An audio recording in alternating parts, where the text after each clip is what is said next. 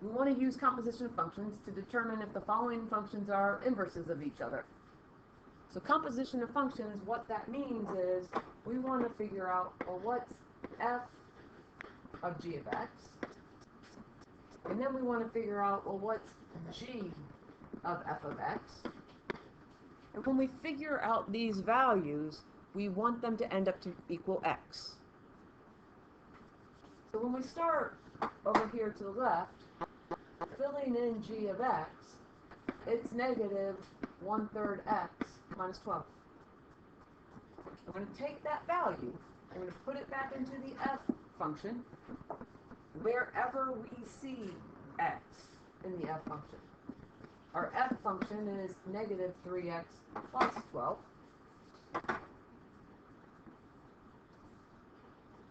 And we're going to replace that red x with that black value. We're never going to write that red x again. This is going to become negative 3 times negative 1/3 x minus 12 plus 12. You might want to use your calculator on this one, because at this point now what we're going to do is we're going to distribute. Negative 3 times negative 1/3. Do you need to type it in your calculator? I'll let you do that. The negative 3 times negative 1/3 is x. Negative 3 times negative 12 is positive 36 plus 12. We've got x plus 36 plus 12, which is really x plus 48.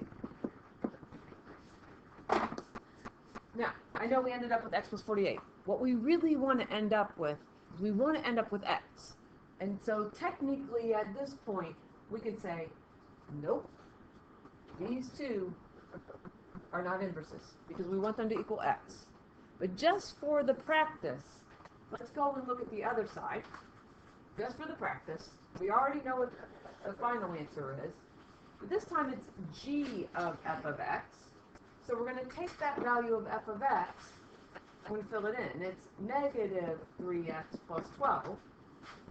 We're going to put that back into our g function, wherever we see x. And it's going to be a little bit of a tight squeeze here, but negative 1/3 x minus 12. We're going to take that red value, and we're going to put it into that black x.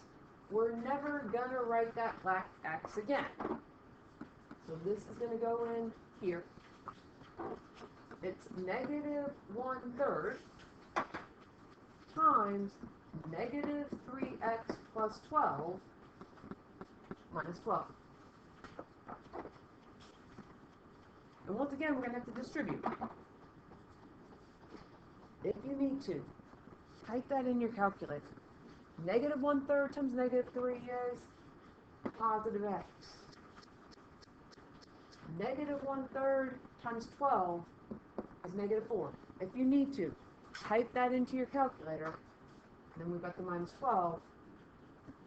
And clearly here, at the end, to top it all off, neither one of those equaled x, but neither one of them equaled the same thing as well. So even if we ended up with x plus 48 in the red, and we ended up with an x plus 48 in the black, the value that f of g of x